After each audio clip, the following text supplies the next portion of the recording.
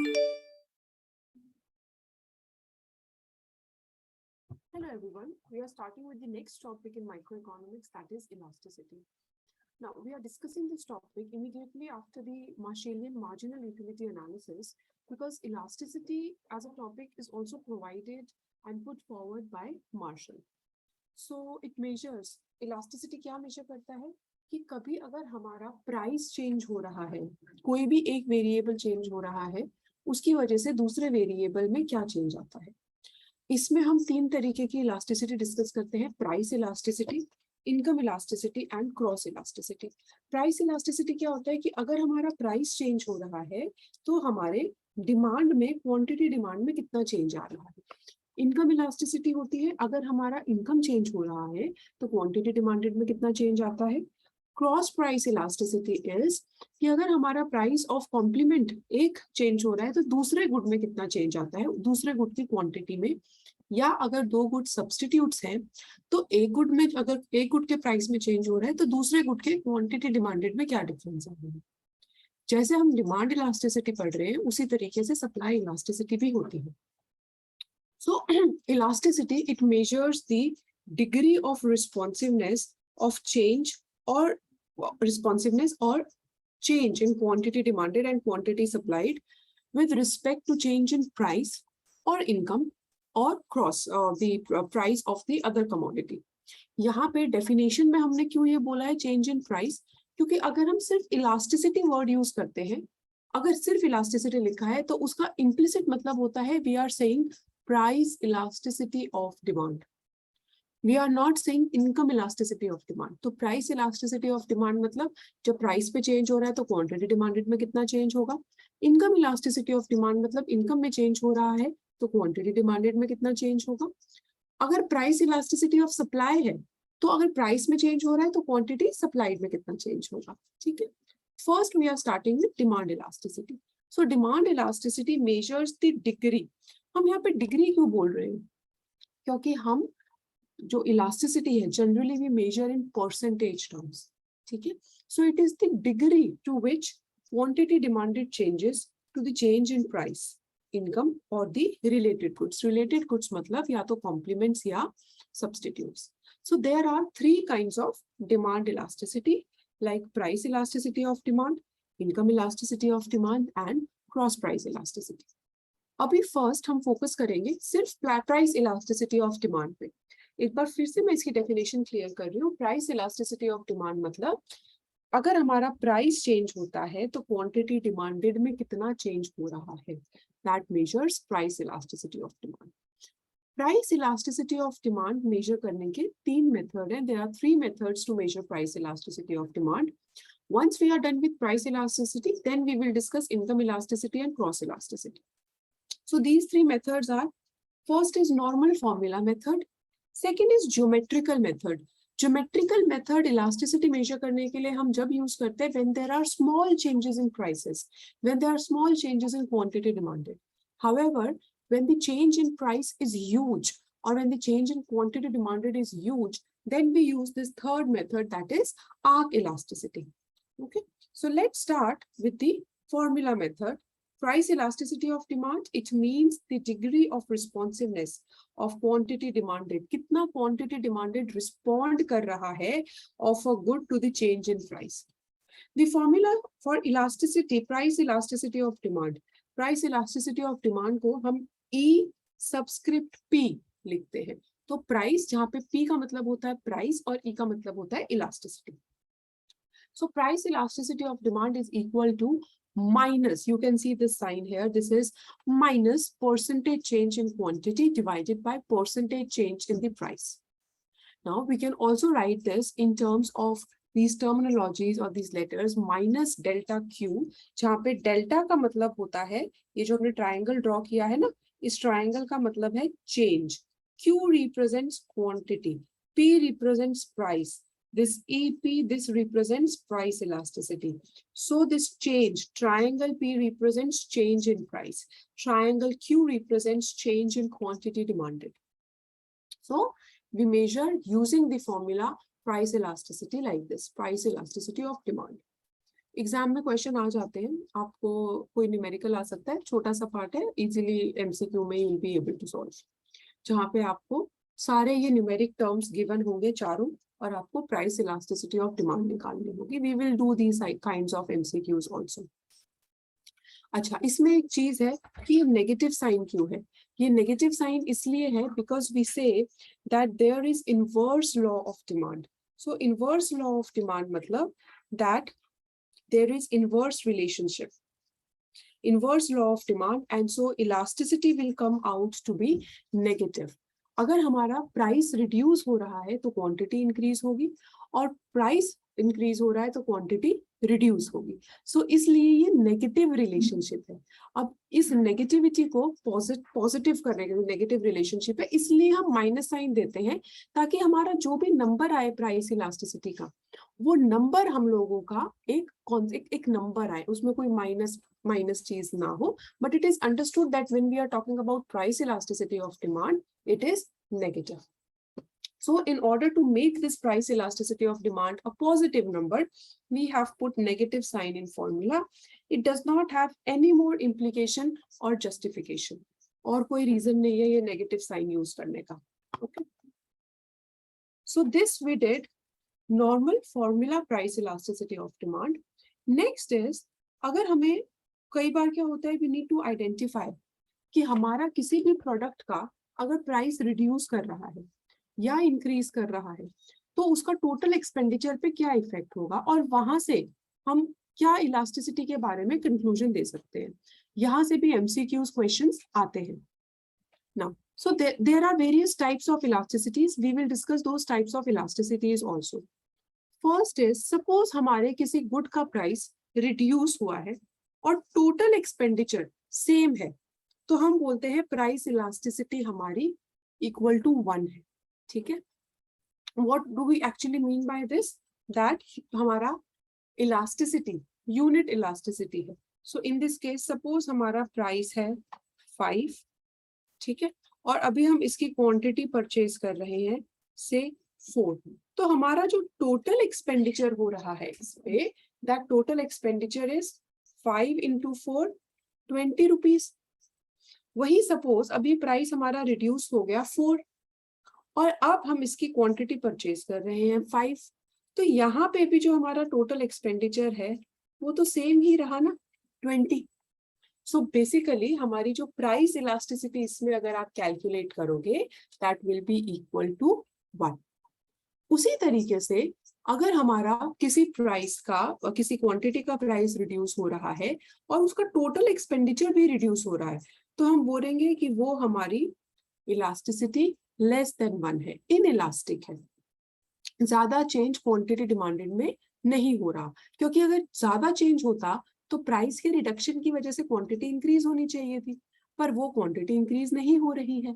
इसका मतलब वो एक नेसेसिटी गुड है और हमारा वो इनइलास्टिक है.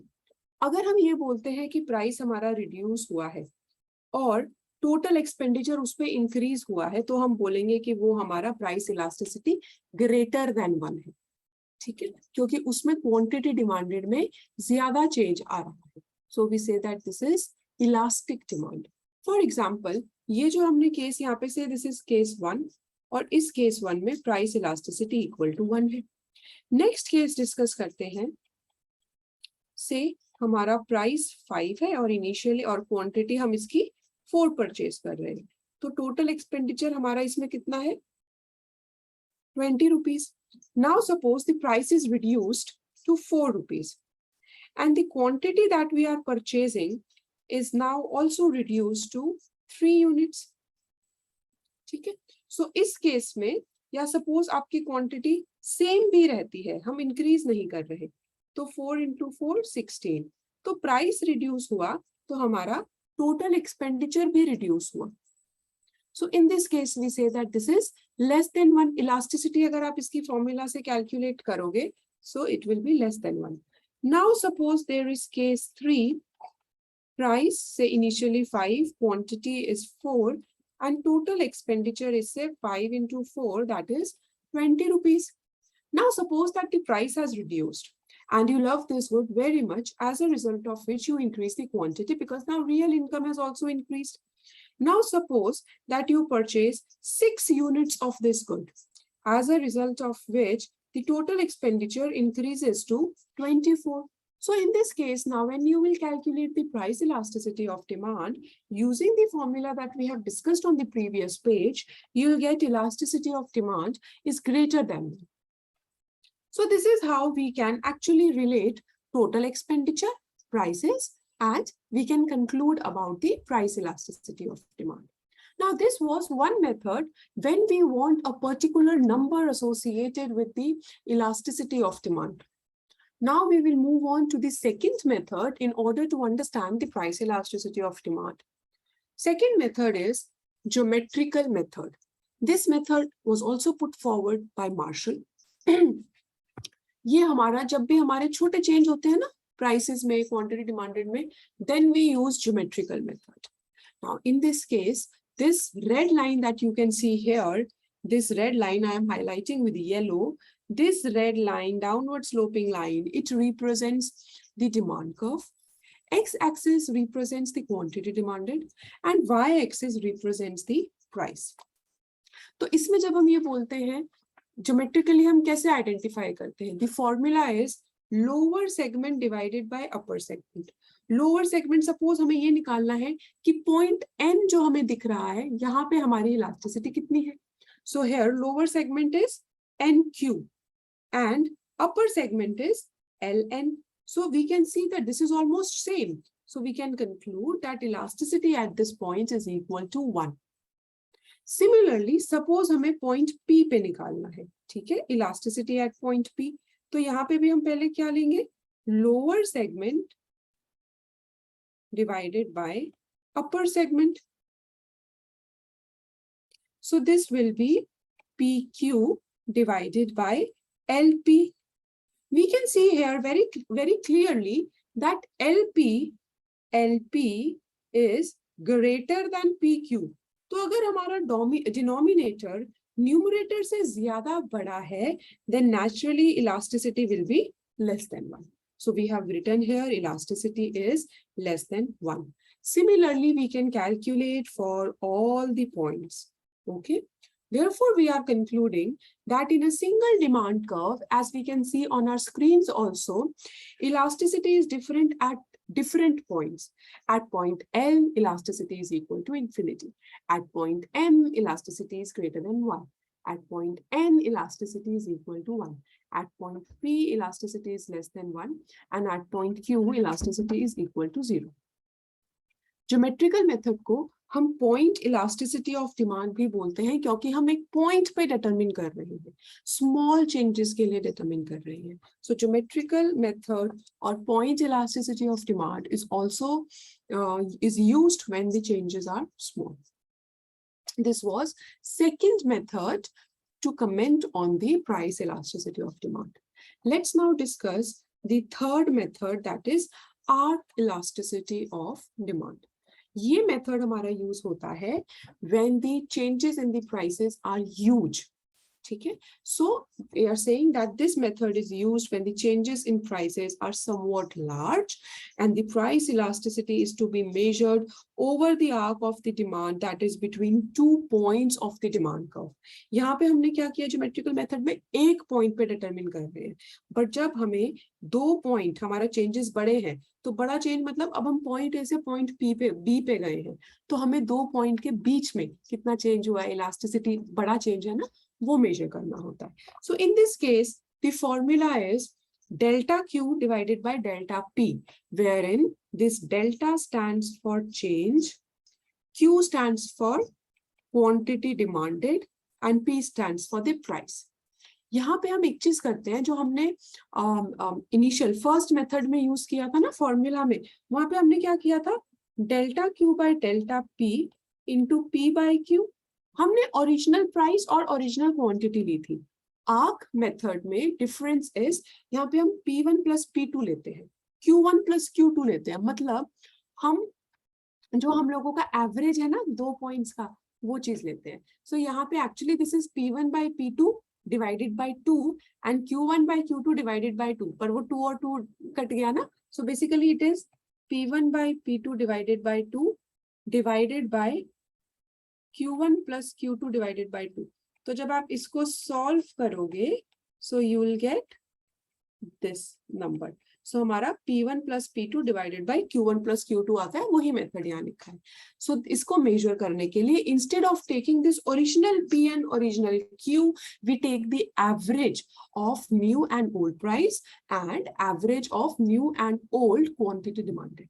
So we get this formula and अब हमें point A और point B के बीच में elasticity measure करनी है. एक एग्जाम्पल दिया है, एग्जाम में भी आपके ऐसे नॉर्मल क्वेश्चंस आ सकते हैं. Suppose that P1 is given to be 15, P2 is given to be 10, Q1 is given to be 100 and Q2 is given to be 200. Elasticity measure करेंगे हमारा 100 divided by 5, sorry, this should be actually 15 into 15 plus 10 divided by 100 plus 200. So we'll get the elasticity 1.66. So elasticity between these 2 points A and B, this is greater than 1. So the point to note here is that actually जो हमें elasticity measure करनी है, आप ये जो red curve देख रहे हो ना screens पे AB, ये curve की elasticity measure करनी है. But curve की तो elasticity हम ऐसे नहीं measure कर सकते. तो जो ये dash line मैंने black से draw की है, ये dash line का elasticity निकल रहा है. तो ये कर्व हमारा जितना ज्यादा इन डेप्थ होएगा ना, उतना ही ज्यादा डिफरेंस होएगा. So I am giving you 3-4 things. See suppose हमारा एक कर्व ये है, ठीक है, और एक कर्व ये है. सो अब इसके बीच में सपोज हम लोगों को इलास्टिसिटी निकालनी है इस और इस पॉइंट के बीच में, तो ये तो स्ट्रेट लाइन ऐसे आ गई. कर्व और लाइन के बीच का गैप बहुत कम है, बट अगर हमें यहाँ निकालनी है, यहाँ पे कर्व और स्ट्रेट लाइन के बीच का गैप बहुत ज्यादा है. जितना ज्यादा ये कर्व और लाइन का गैप होएगा, हम ये बोलेंगे उतना ही हमारा इलास्टिसिटी का अप्रोक्सीमेशन कम रिलायबल है, क्योंकि हमें ओरिजिनली कर्व का इलास्टिसिटी निकालना है, हम स्ट्रेट लाइन का निकालते हैं. So I've written this also, that one point to note is that this formula measures the arc elasticity over this dash straight line AB, which is actually the approximation for the arc elasticity along this true arc. So हम ये बोलते हैं जितना ज्यादा arc convex है, the greater the convexity between A and B, the greater the divergence between AB, and so we say the poorer will be the approximation for this curve AB. Okay, so with this we have covered 3 methods of price elasticity of demand. We have discussed formula method, we have discussed geometrical method, and we have discussed arc elasticity. Next, with this we have completed price elasticity of demand. In the next class, we will discuss income elasticity of demand and cross price elasticity of demand, and we will discuss some theorems associated with the price elasticity of demand. Okay, with the elasticity of demand. Okay, please prepare well. Take care.